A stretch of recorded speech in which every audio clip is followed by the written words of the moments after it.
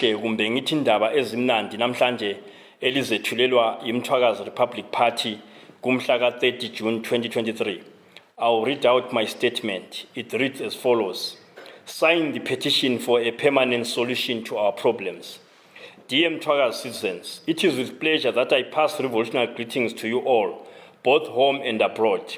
You are cognizant of the suffering that we as the people of Mthwakazi, Matabeleland and Midlands have endured since 1893, when our then sovereign kingdom state was invaded by British imperialists.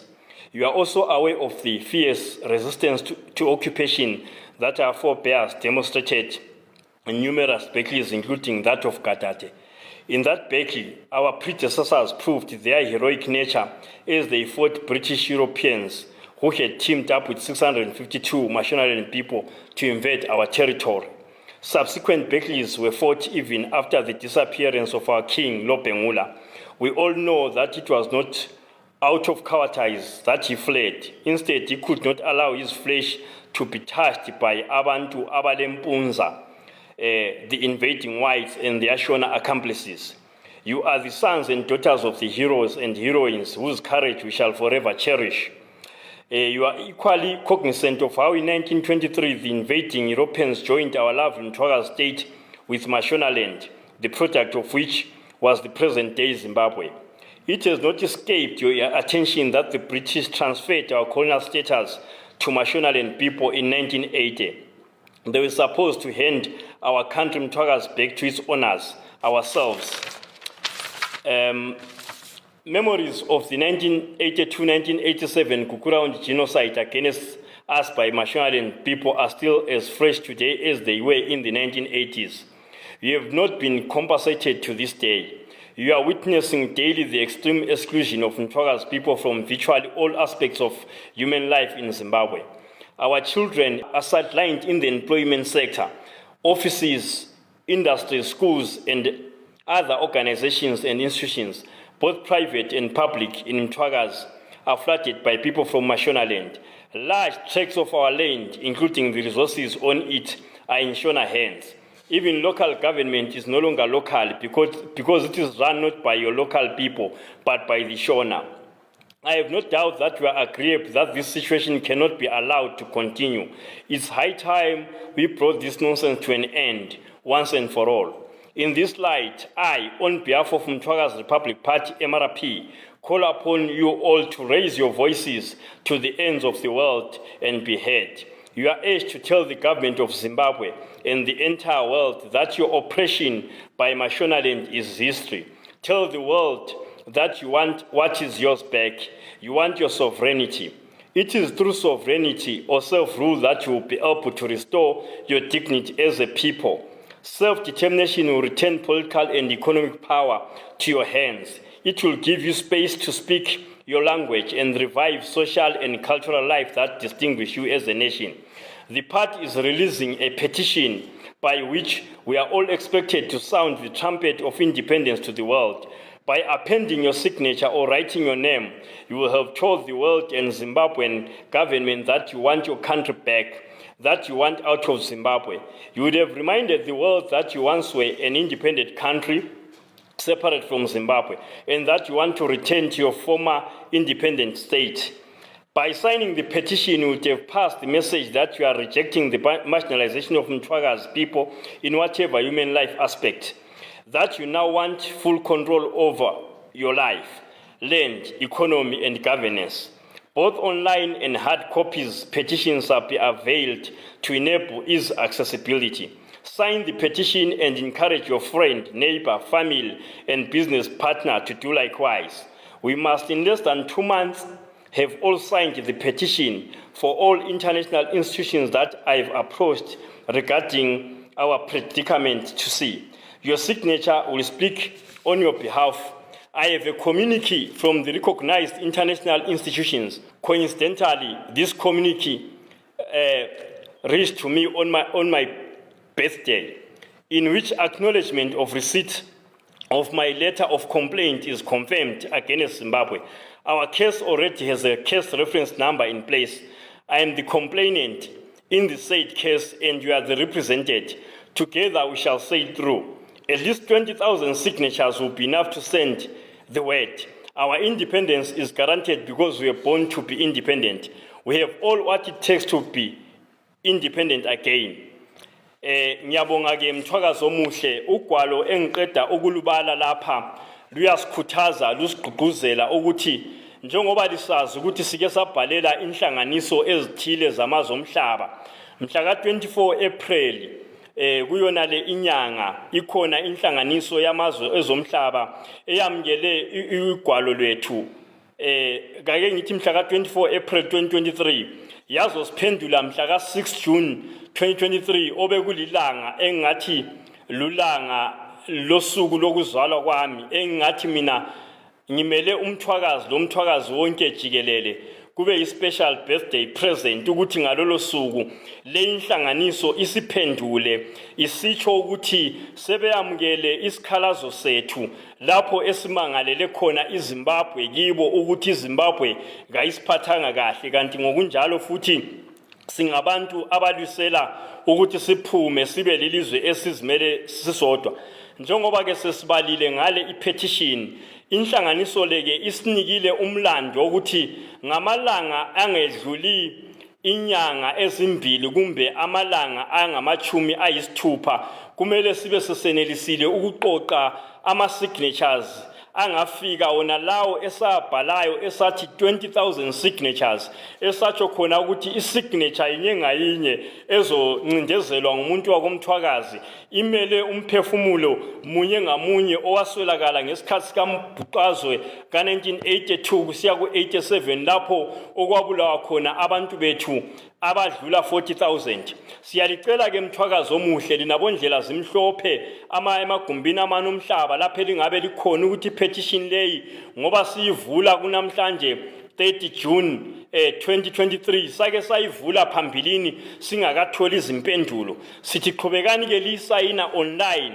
liqhubeke abadala emakhaya siyazogogola bokhulu abakho ku social media abakho ku internet sizobanikeza ke ama-physical copies abazobasayina ukuthi kusiyaphela inyanga ka-31 July 2023 ama-signatures lawa afika 20,000 sibe sesiwaqoqile ukuze la malanga esiwaphiwe yile inhlanganiso yamazwe omhlaba athi efika labo bonke ubufakazi abathe bayabufuna obugoqela izehlakalo zombhuqazwe esesizikolekile ukugoqela ama-video okugoqela amabhuku elihambisana le-CCJP siyalikhumbula udaba olwaphathwa yi-Catholic Commission olwaqoqa uqoqo lonke olutshengisa ukuthi komthwakazi abantu ngamalanga athize kuzehlakalo ezishiyeneyo bangaki ababulawa ngamasotsha e-5 Brigade ayekhokhelwa ngupresident nalowo khona u-Emerson Mnangagwa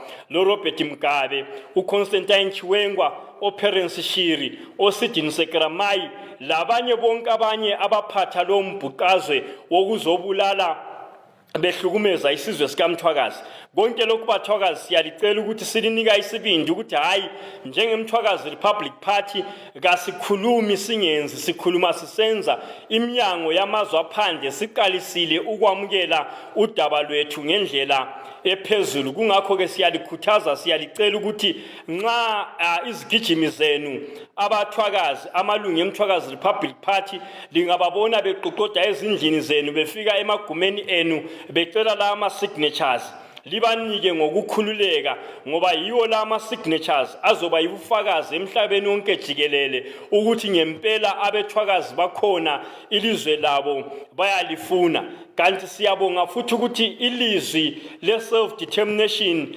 liqhubeka limemetheka umhlaba wonke sibonile nje namhlanje kubhode ivideo ku-social media lapha uProfessor Patrice Lumumba ekhuluma ukuthi ivangeli lalawo amazwe afuna ukuphuma azimele wodwa kulawo amazwe akade banjenise ngawo uqambile iBaroselende eZambia wayiqamba iTigray eEthiopia waqamba abaseGhana waqamba abaseCaprivi eNamibia waqamba abemthwakazi kwele Zimbabwe ukuthi bonke laba including other more than 44 stateless nations, ngabantu asebefuna ukuphuma bazimele bodwa ngoba bengabantu abangaphathwanga kahle emazweni abaphila kiwo ababebanjaniswe labo ngabamhlophe. Siyalicela ke mthwakazi omuhle, siyalimema, siyalinxusa ukuthi isikhathi sokuthi izwi lendizwakale ngale ipetition sesifikile. Ipetition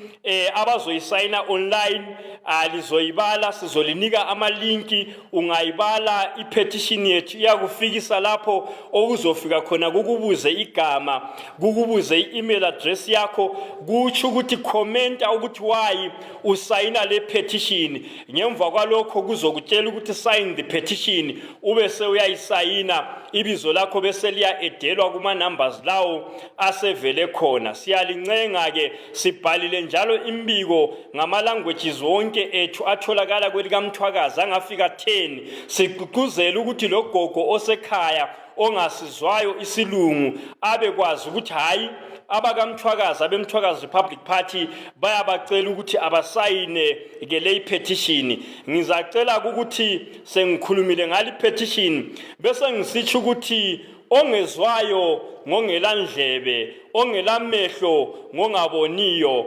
ongelamlomo ngongakhulumiyo, ongahambiyo ngongelanyawo, ongabambiyo ngongelazandla. Yindaba ngisitsho lokhu. Libonile ukuthi lo nyaka ku 23 August 2023 presidential elections ama candidates aza contesta elizweni laseZimbabwe abalisa ama candidates angu 11 athu Emerson Ntambuzo Mnangagwa emele iZANU-PF, uTrust Chikora emele iZPD, uLove Maduku emele NCA, uDouglas Monzora emele MDC, uNelson Chamisa emele CCC, uHenry Mzorewa emele iUANC, uHenry Peter Wilson emele iDOP, uJoseph Makamba Busha emele FCZ, uSevia Kaskuer A Independent, uBlessing Kasiamuru emele iZIPP, uWilbert Mubayiwa emele NPC.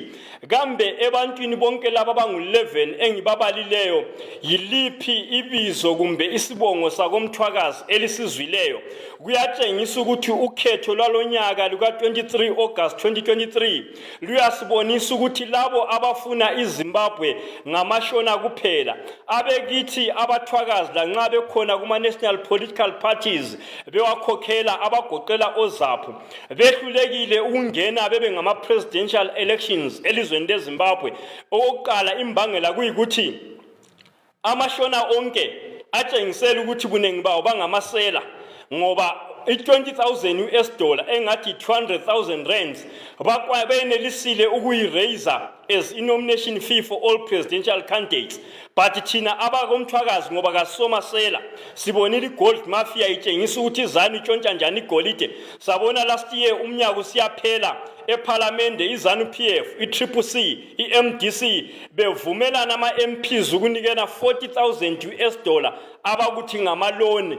Ebesicabanga ukuthi imali lezi zonke bevele bepreparena belungiselelana ukuthi ngoba siye ekhethweni sizanikana imali yokucampaigna ukuthi abangamandebele bengayitholi le imali. So ke mthwakazi kaNdaba wena okamalandela mawusala ukuthi ilizwe leZimbabwe libuswa ngobushona lobundebele ngoba masikhuluma ngabandebele sikhuluma ngama tribes adlula 13 akwelika Mthwakazi eliyisizwe esabunjwa ngumzilikazi. Kungakho ke silibonisa ukuthi lonyaka amathonga kithi lo nkulunkulu bakwenzile kwaba sedandalazini ukuthi amashona onke engu11 babanga ukubusa iZimbabwe. Kanti thina abakamthwakazi asikho ehlelweni leZimbabwe.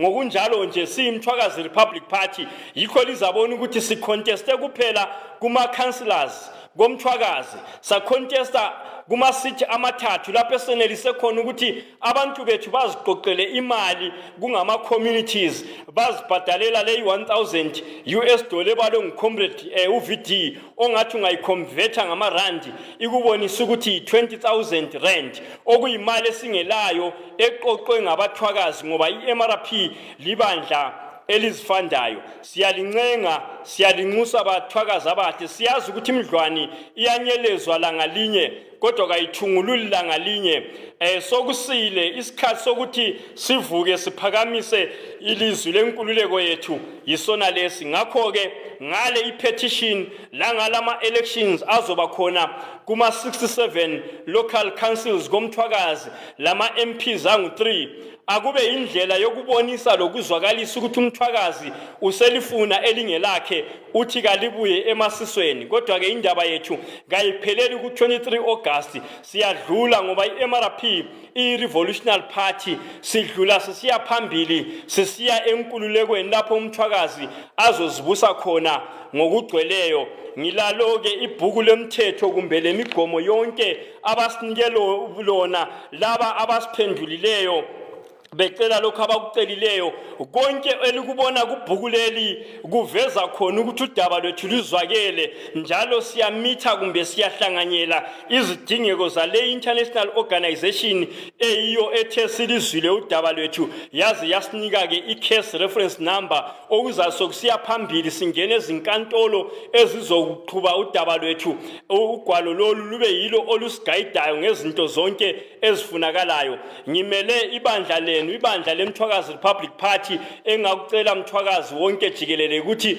masibambaneni sibe moya munye sibe njengamajuba sihlakaniphe njengenyoka sibe mnene kukho konke sikwenzayo sikwenze ngokubambana isitha esingamashona sithatha kuphela amathuba ngokuthi umthwakazi kabambananga siyadlephana kube lo ndebele elilandela ishone elikuzanu PF kube le ndebele elilandela ishone eliku Triple C kube le ndebele elilandela ishona eliku NCA amandebele onke ayabekhalela ukube ngodeputy o ake sivumeni ukuthi hayi sizamile for 43 years ukusebenza lamashona kwehlule akufana lokuhlanganisa amanzi leparafina ngiyabonga mthwakazi kaNdaba ukuthi lisinike indlebe zethu asibambaneni sisebenzeni ukuze ilizwe labokhokho bethu libuye ukuze zibuye emasisweni zibuyele kuba